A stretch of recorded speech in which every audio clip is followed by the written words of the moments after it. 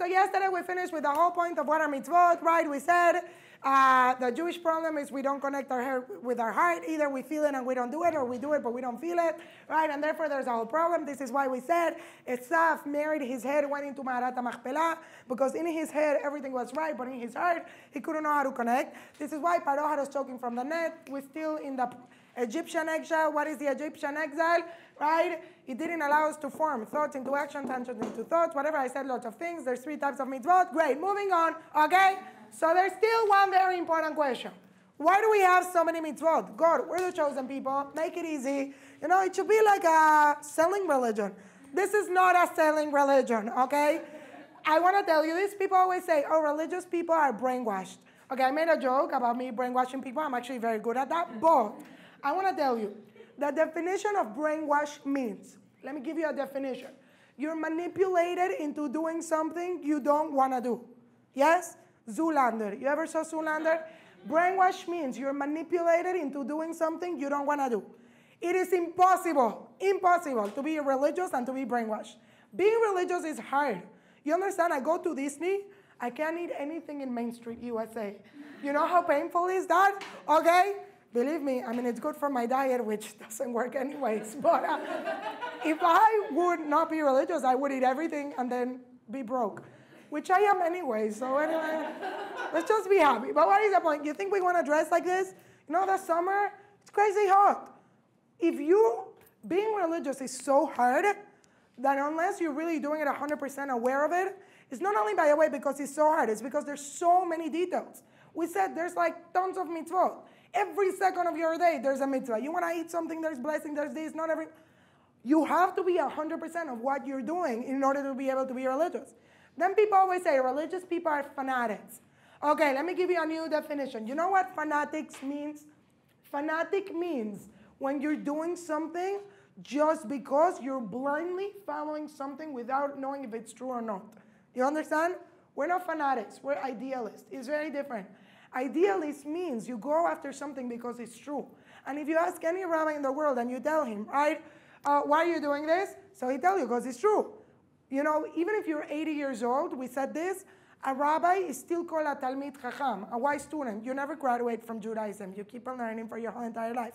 Everyone should extend their ticket. Okay, right? And therefore, we're not fanatics, we're idealists. So my question is, God, you have this religion. Don't you want to get clients? What do you do when you want to get clients? You make it accessible. No, this is not accessible. Lots of mitzvot. So why do we have so many mitzvot? So one reason we said, right, if you do one mitzvah 100%, this is your ticket to Gan Eden, Willy Wonka style. You give me the chocolate, you could stay with the ticket. Okay. But why do we have so many mitzvot, right? Let's go into it. There is a famous pasuk that we always say, you know, whenever you go to someone and they did a shiur or whatever, and they say Kaddish, there's a famous pasuk that people say. I'm going to quote this from you in Sephardi, because I don't know Ashkenazi, but I'll try to translate. It goes like this. Ratzah HaKadosh Baruch Hu lesakot et Israel, lefichach hirba lahem Torah mitzvot shene'emar. So what do you say? This is Ashkenazi for all of the Ashkenazi people that anyways don't know Hebrew, but I'll be a nice person. You say like this. Ratzah HaKadosh Baruch Hu lesakot et Israel, lefichach hirba lahem Torah mitzvot. I did it well? So right. Okay, let's translate. It says like this, quote, God wanted to give merit to the Jewish people. Listen, therefore, what did he do? He increased for them Torah and mitzvot. I'm going to say this again. Pay attention. God wanted to give merit to a Jewish people. Therefore, he increased for them Torah and mitzvot. Meaning, God wanted to give you lots of points, lots of credit. What was the smart way of doing it? I'm going to give you lots of mitzvot. Now, how does this work? Imagine I have an amazing job. It pays $1,000 per hour. Wow. But in order to do it, you have to work 48 hours straight. So the person, I tell you, what about you do this? Maybe get someone to help you so that you could finish the whole 48 hours. And whatever hour everyone does, they'll get the $1,000 for that hour. How many hours would you give to your friend to work instead of you? How many? 0. Like 2, so you take a nap? 0, you'll die, right? But this is how you should be. Ambitious, okay? But why do you only give her 2 hours? Hello, you're going to work so much. Yeah, but I'm going to get paid so much. Ah, so what are we saying? God says, you know what, I'm going to give you 630 mitzvot with millions and millions and millions of ramifications? Because each time you're doing a mitzvah, you're getting paid. But wait, I'm working so hard. So what? You're getting paid $1,000 per hour. Not even that, even more, which I'm going to tell you in 1 second. Right? You're getting paid so much. By definition, we said, the whole point of a mitzvah is you're commanded to do it, and therefore you don't want to do it. Yes? When you're not commanded to do something, is it easier for you to do it just because it comes out of you? Yes or no? Yes. And therefore, let's say you could be a nice goy like Mother Teresa.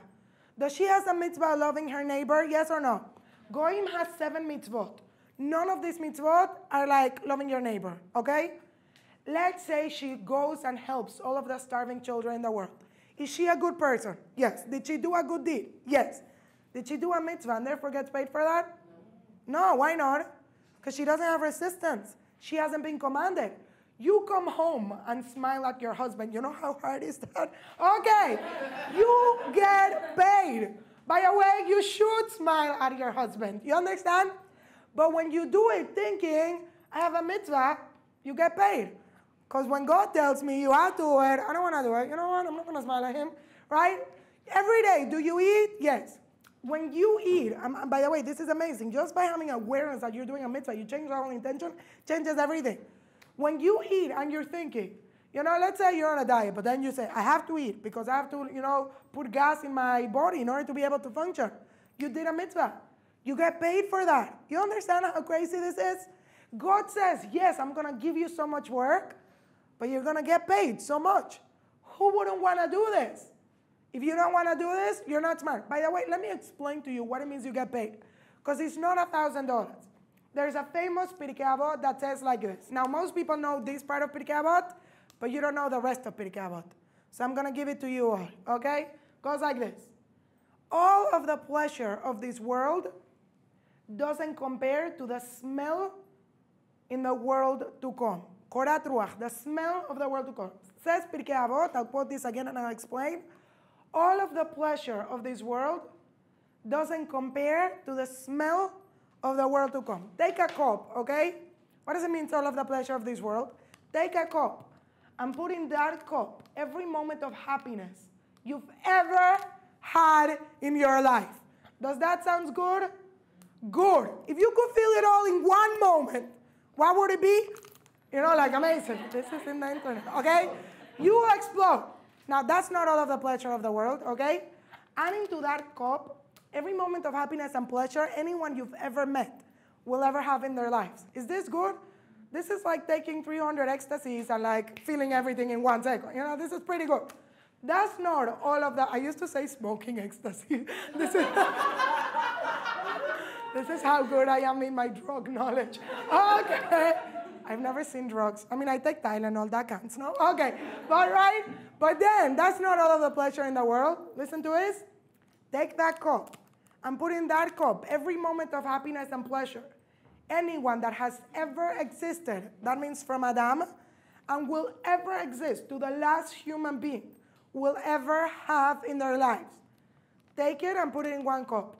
Could you imagine how much pleasure is that? You cannot imagine. All of that, listen to this, doesn't compare to the smell of the world to come. You know what's the smell? You're in seminary. So except if you're Ellie, you're either on a diet or you're broke, okay? So what happens? You go through, did you notice how there's Yetzirah in every corner? They have a bakery. They're never that good. You talk to Ellie because she has expertise, so you get to go to all the good bakeries, right? But then you go to a bakery and you smell it, right? And you're like, so good. Are you having pleasure from the smell? Yes. Did you even try it? You get this? All of the pleasure of this world it's not the same as the smell of the world to come. You didn't even try. You have no idea. By the way, let me just add. All of the pleasure of this world, the maximum you'll enjoy it is what, 120 years? Yes? All of that, you'll enjoy it eternity. You know what's eternity? I don't think people get this. You know what's eternity? Says Rav Desert, imagine there's a mountain made out of sand, and every 1,000 years, a bird comes, picks up a grain, and returns it to the sea. How long will it take him to what? To return the whole mountain? That's eternity. Climb every mountain. We cannot sing because Benjamin is here. Okay? So now, right? Could you imagine that? And we exchange it. But now, let me tell you part 2 of Pirkei Avot, because this is really. So all of the pleasure of this world doesn't compare to the smell of the world to come. Yes? But now listen to part 2. But all of the world to come. Let's do this again. What is all of the world to come? Think about all of the world to come you're going to get as reward for every single mitzvah you've done. Is that a lot? Maybe yes, maybe not. Think about all I'm going to get. That's no, I'm joking. Okay, right? Add it to a cup. That's not all of the world to come. Adding to that cup, listen to this, every moment of pleasure, every world to come that anyone that has ever existed and will ever exist will ever get. That means Moshe, Aharon, Rabbi Lev, you're famous too now, right? And everyone in the world. Do you understand this, how much pleasure this is? Can you get this? All of the pleasure of the world to come, listen to this, doesn't compare to 1 second, shai echat shel teshuvah, 1 second of repentance in this world. One little tiny mitzvah. Now, if you know math, do this with me. If all of the pleasure of this world doesn't compare to the smell of the world to come, and all of the world to come doesn't compare to 1 mitzvah in this world, what's the greatest investment you could ever do in your life? What is it? 1 mitzvah. You know, this is really it. But now, how could that be? Isn't a mitzvah also included in this world? If all of this world doesn't compare to a world to come, yes? How could it be that 1 mitzvah in this world is more than all of the world to come? So now let me explain this to you. You ever saw Matilda? If you didn't saw Matilda, don't talk to me. You're missing out in life. Okay. So you remember the part, right, where she finds out she's a magician. Her parents are watching TV and she's reading what? Moby Dick? Okay. Why do I remember this? Okay, so she's sitting in the couch and she's watching TV. This is the part where his father got the kova stuck. What do you call this? His hat got stuck to his hair. So the wife is taking it out. So she looks at it. He looks at her and she's reading a book. She takes her hand and she says, "You're a wormwood. You're going to act like a wormwood. Now sit there and watch TV." And then she goes like this. You ever tried this when you saw Matilda? Maybe I could move something. When people do like this, it's not because they're thinking they're Matilda. It's because they need glasses. They just don't know that. Okay, whatever. Because it's a myopia. You go like this, and then you can like put like more stuff. Okay, but what is the point? So he says, "You're a wormwood. You're gonna act like a wormwood." He holds her head. She goes like this. The TV explodes. Everyone with me? I just wanted to say this. Okay. What show were they watching? Listen to this. Deep. They were watching this show that it was called like Sticky Money or something. The person would have glue all over his body. Then he would go into his like glass cubicle where there was air and dollar bills were flying. And she would stick everything to her body. She had 1 minute. Whatever she stuck in that 1 minute, she could get to keep. This is a game show. Amazing. I want to be there. Okay. Now imagine, okay, for the sake of my class. I know it doesn't exist, but for the sake of my class. You have 1 minute in this cubicle, and there's not $1 bill flying. There's $1 billion. $1 billion. Okay? $1 billion bills flying. Okay? What would it be for you to be inside that cubicle for 1 minute? What would it be for you? I want one word. What would it be for you? Amazing, more than amazing. You know what I would say? Everything. Can you at least catch 1 bill? Yeah. At least, you know? You want to be chubby for that because then you occupy more space. They fly less. Physics, okay? But what is the point? Eleonora, you're not going to get any money. You understand? That's what happens when you're skinny. Okay, but what is the point, right? Could you get in 1 minute at least 1 bill? Would $1 billion change your life forever? And the life of your children and grandchildren and great-grandchildren and whoever else comes? Yes? Yes? That's this world. That's 1 mitzvah. You know what happens when you do 1 mitzvah? You buy this currency that they don't sell anywhere else. Really, there's no greater pleasure than the world to come. But in order to get there, you need a special currency. It's called mitzvot. And the only time you have in order to do mitzvot is in this world. And therefore, if you don't take it, you go there, but then it will be locked. And therefore, the Torah says, you have no idea what a mitzvah is. God is so nice that in this world, you have a mitzvah sale at every single corner. You know, there was a famous rabbi called the Vilna Gaon. The Vilna Gaon is my husband's like great-grandfather, famous rabbi. I want to tell you how big the Vilna Gaon was so you understand this story. The Vilna Gaon was so big, okay, that he would only take 4 naps per day of half an hour each. This is not to practice at home. Because if you sleep for more than half an hour, there was no alarm clocks back there, maybe the rooster, right? Your soul leaves your body. He didn't want it to sleep. 4 naps of half an hour each day. He would like study by the light of a candle, even during the day, so that he would never know when it was day and night, so that he would always study. You don't practice this at home, okay? He used to keep his feet in frozen water, so he would study all day, okay? This is how big the Vilna Gaon was. Okay, I know you're thinking, this is crazy. Okay, don't judge. Okay, but what is the point? When he was Yom Kippur, he used to do an accounting of everything good and wrong he did during the year.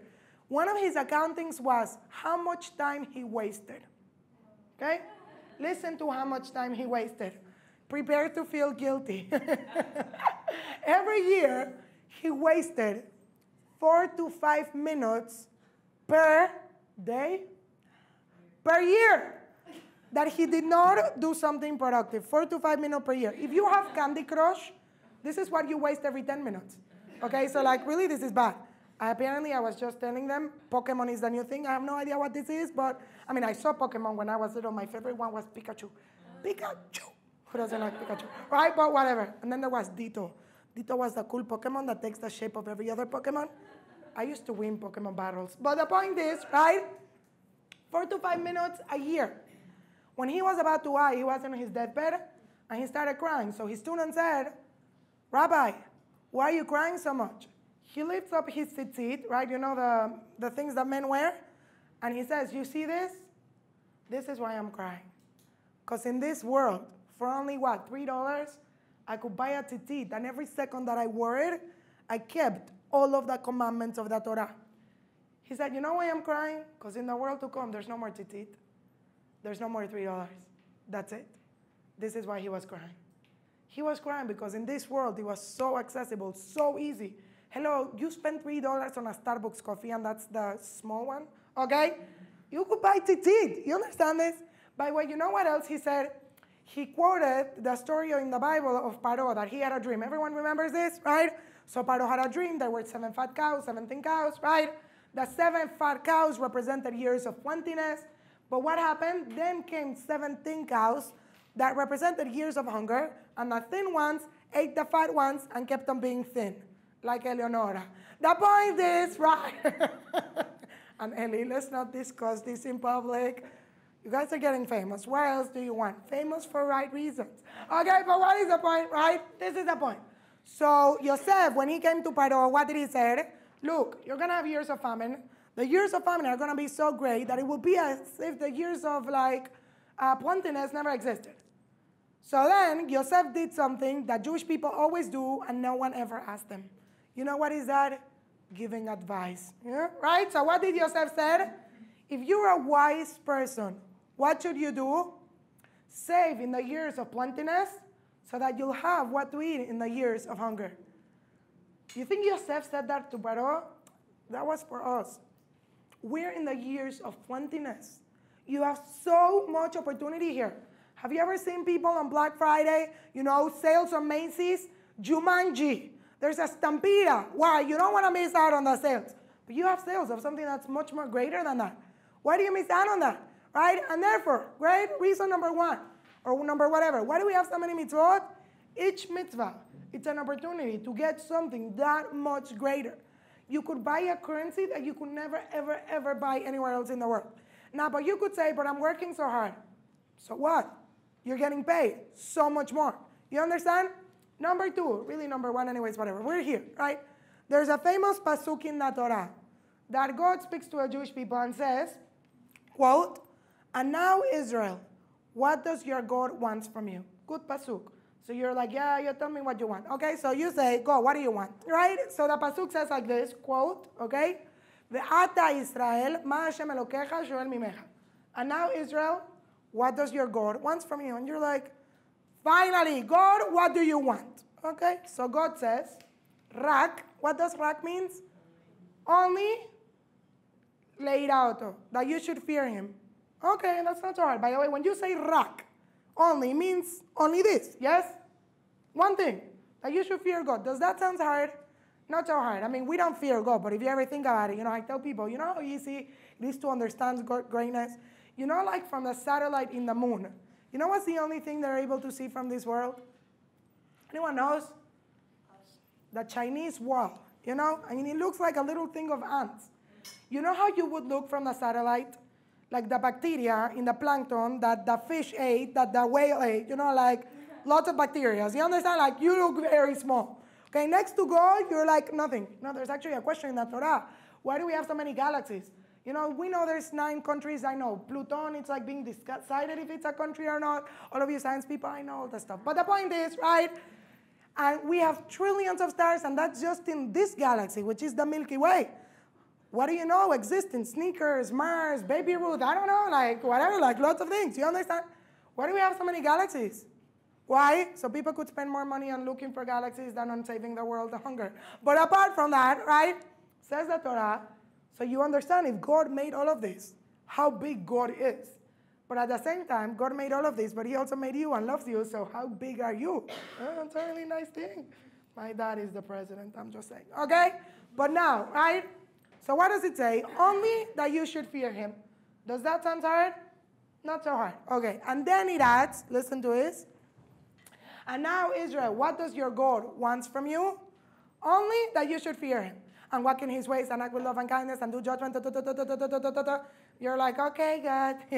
In Spanish we say, I gave you a finger, you took the whole hand. You have this in English? Macara, you said only. If you were going to say a list, you don't have to say the word only. Only made me feel secure. There's just one thing, and then you go. And then you know what God says at the end? Listen. Only that you should fear. And then you know how he closes? Kitov lecha. Because it's good for you. You think I need this? Wait. Huge. You think you're doing the mitzvah for me? It's not for me. It's for you. Tov lecha. Each mitzvah is giving you so much more than you could ever imagine. So if it's good for you, wouldn't you want to have more? Yes. By the way, I want to tell you what it means that it's good for you. But before I tell you this, I need to tell you something that if you listen to this was the moment why you're coming to my class. This is going to change your life forever. If you understand how to think like this, changes your life forever. Before I tell you the stories of mitzvot, changes your life forever. We have a very wrong hard drive in our mind. Like Microsoft Office, that's not the hard drive, but you know what I'm talking about? It's completely like the fuk that you should learn. It's an important Israeli word. The fuk means messed up. When someone tells you ata the fuk, beat them up. You understand? It's not a good thing. Okay? I'm joking. Don't beat people up because you're probably going to get beaten more.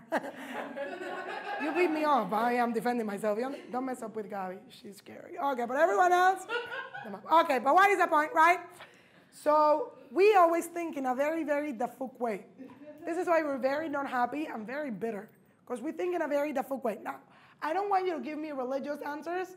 I want you to give me honest answers. I know you want to sound good in TV, but be honest. Let's say you're driving your car in Shabbat, because you don't keep Shabbat yet, and suddenly you crash. What's the first thought that comes into your head? Honestly speaking, by everyone. Why did this happen to me? Because I drove in Shabbat. God punished me. Is this what everyone thinks? Pretty much everyone in the world would think this, right? You don't think this, you're good. But everyone thinks this. I have girls every day that come to me and they're like, today I didn't daven. My day was horrible. God punished me because I didn't daven. Is this what people think? Most people. Let's say one day you keep kosher, but you ate something not very kosher, and you get diarrhea. What is the first thought that comes into your head? I got diarrhea because I ate non-kosher. This is what most people in the world would do. People come to me and they're like, oh, I have a boo-boo. A boo-boo. I don't know how you call it, but babies call it boo-boo. A boo-boo. Chevy had a boo-boo. But she looks so cute with it. She had like a red eye. But it looked like makeup. Chevy just looks pretty with everything. Huh? No, she gets up and then she falls on her face and then she gets up again. You have to hear Chevy's laugh. This will change your life forever. You want to hear Chevy's laugh? Okay, I'm joking. Stay tuned for that one. Okay, but the point is, right? People say when you have problems in your mouth, everyone says, oh, I spoke Lashon Hara. I did this. You know, but like, by the way, most people wouldn't, the people that would think I drove in Shabbat and I crashed is because they know Shabbat exists, and you're obviously not doing it because you don't want to. If you don't know Shabbat exists, obviously you want to have this thought, you know, but like I'm saying. So now, let me ask you a question, right? This is what people think. I drove in Shabbat, therefore I crashed. Why? God punished me because I drove in Shabbat. Listen to my question. Out of 100% of people that are Jewish that drive on Shabbat, how many of them would you say crashed their car? Honestly speaking, give me a percentage. In Shabbat, maybe 0.5%. Yes? Out of every single person that's Jewish and knows about kashrut and doesn't eat kosher, how many of them get diarrhea every time they eat non-kosher? Not that many. Can I give you a little secret? People that don't pray actually have better lives usually than people that pray. You know, like, they have things going on for them. You know, when I became frum, I was like, great. Now I'm going to get married soon, have babies soon. This not happen, okay? No brainwash here, okay? Praying doesn't guarantee you anything. Some people don't pray. They have good lives. So now let me ask you a question, right? If the fact that you crashed your car in Shabbat was a punishment, what happened to the other 99.5% of people? Oh, they didn't get punished? So then people say, oh, because God hates me. You know, this is what people tell me. I was selected for punishment. And I'm like, really? Oh, so either you have a very good self-esteem or a very low one. But what happened to the other 99.5% of people? How come no one else got punished? Oh, God didn't notice what they did? Think about this for one moment. What happened? So now let me tell you something very important. Imagine, right, every time you broke Shabbat, you turn on the light, you would get electroshocked. Would you start keeping Shabbat? Yes. Why? Because you want to? No, you don't want to get electroshock. I mean, the first time might be cool, but then the other times, too much. You understand? Right? Imagine if every time you eat non-kosher, you get diarrhea and throw up. Because I actually think diarrhea is a good sickness. But you get diarrhea and throw up, right? Would you stop eating non-kosher? Yes. Because you want to? No. You don't want to be all day in the toilet, okay? Imagine every time you give tzedakah, okay, charity, whatever you call it, you get money falling from heaven. You know how you would walk? It's raining money. Hallelujah. I would give charity all day. You understand? Now, what does that mean? Let me give you a rule. I'll say it in complex words and then we'll translate, right? If God would give you an immediate reaction for every action you would do, right? You would have no free will because you would be forced to choose what God wants and not what you want. You heard that? Let's say it again. If God would give you an immediate reaction or a reaction that is related to the action that you did, you would have no free will. Because then you would be forced to do what God wants and not what you want. If I get electroshock every time I break Shabbat, I'm going to keep Shabbat, but not because I want to, because God is forcing me. I don't want to be electroshocked all the time. Therefore, you know what that means? Listen to this. That means that by definition, God will practically never give you an immediate reaction or even a reaction that you could relate to any action that you do. Meaning it will be, you will be getting something because you ate non-kosher, but you'll never be able to connect it. Why? Because He, by definition, cannot interfere in your life because you need to have free choice. And He wants you to choose to do right or wrong by your own self and not because He's pushing you to do it. You understand this? Therefore, let's say it again, right? By definition, God will practically never interfere in your life and in your choices. Because then it would be taking away from you the opportunity to choose, right? And therefore, let's go back into this again. If you were driving in Shabbat and you crashed, was it a punishment? No, because what happened to the other millions of people that were driving and didn't get punished? What was it, guys? What was it? A reminder, a conscience, a wake-up call. But you know coming out of what? Listen to this. If God never interferes, why did He interfere this time? Because He loves you. Exactly the opposite of what you thought. Not out of punishment, out of love. Were you ever a madricha in a camp? One time I was in a madricha in Los Angeles. It was good. Right? So my girls, we were going to Six Flags. No? The Knott's Berry Farm? Yeah, Knott's Berry Farm. Okay? So some of my girls did not wake up. I mean, obviously, I also did it for the fun of it, because why not? But, I threw water on all of them, right? Now question, right? Was I going to meet Not Berry Farm? Was I going to miss it? They were going to miss it. Am I throwing at them water because I want to have fun? Yes. But also so that they don't miss the park, right? I'm doing this out of love. Now, honestly speaking, could they have waken up regularly with the alarm like everyone else did? But they didn't. So who called for me to throw at them water? You hear this? They did. God wakes you up in a normal way, but you don't get it. So you know what you do? You put snooze. Never put snooze in my life. Will never do it, right? So what does God needs to do? Your alarm needs to go higher. If you don't wake up, he needs to put a higher alarm. But that's only because you didn't wake up the first time. Meaning when he finally comes and throws at you water, atabikasha, you requested for this. Because you could have just woken up the first time. Now, real question, guys. Do we usually wake up much more when things are hard in life or when things are good in life? Honestly, when things are hard. But now listen to my next question. But who requested for them to be hard? You did. You could have just waken up in such a nice way. You understand?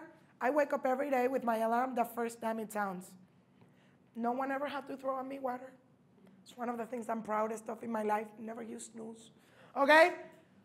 I always say this story. How did you do that? That's why I'm always in a good mood. You see, I wake up like a lion to the will of God. I mean, not really. I roar at my husband, but afterwards. This is why my husband decided that when I wake up, I shouldn't be home anymore. And now he understands that he cannot call me for the first hour I woke up. Let me do my stuff, then you talk to me. You get it, Yeshaya?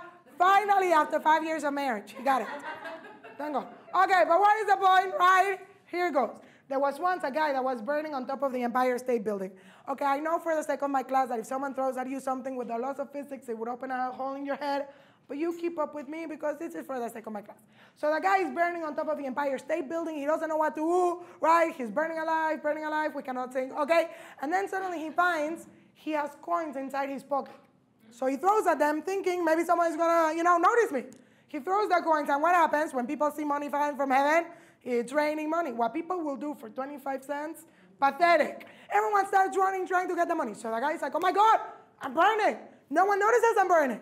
He has no more coins. What does he find on top of that ceiling? He finds little stones.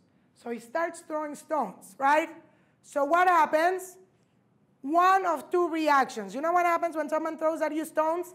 90% of people will go like this. What the heck? I'm going to kill you. You're throwing at me stones. What is it? Okay? The other 10%, or maybe one, I'm just being kind, will go like this. What the heck? Oh my God, he's burning. You get this? This is what we do. When God throws at you good things, what do you say? Oh, it's because I'm smart, I'm pretty, my family, I want... Slicha, can you ever be successful in life if God doesn't give you that ability? Of course not. I know people that graduated the best college in the world that cannot get a job, right? But you take it and you put it in your pocket. It all belongs to you. The glory, the honor, everything is yours. But what happens when God throws at you a little stone? Then you start yelling. You get mad. But you're not getting that the reason why he's throwing you a stone is because he's trying to get your attention. By the way, the stone was supposed to do the same job as the coin. But you didn't get any of them. You understand? And therefore, I have to finish now. But what are we saying? Right? I'll continue with this on Tuesday. Okay? What is the point? God says it's good for you. What does it mean it's good for you? Before I even understand what a mitzvah does, I need to understand something very important. When I crashed on Shabbat, that wasn't God punishing me. That was God saying look, I really know your life will improve so much if you would keep Shabbat. I want you to do it, but you're not doing it out of your own will. I'm going to help you out. When you don't pray and that day was bad day, right? That's God telling you, I missed your voice. You didn't give me a call. I'm going to make sure tomorrow you give me a call. When God tells you, you get diarrhea after you had something non-kosher, God says, this is not good for your body. You're expelling it. Diarrhea, it's a good sickness. You understand? Great. Any questions? No, we'll continue next time.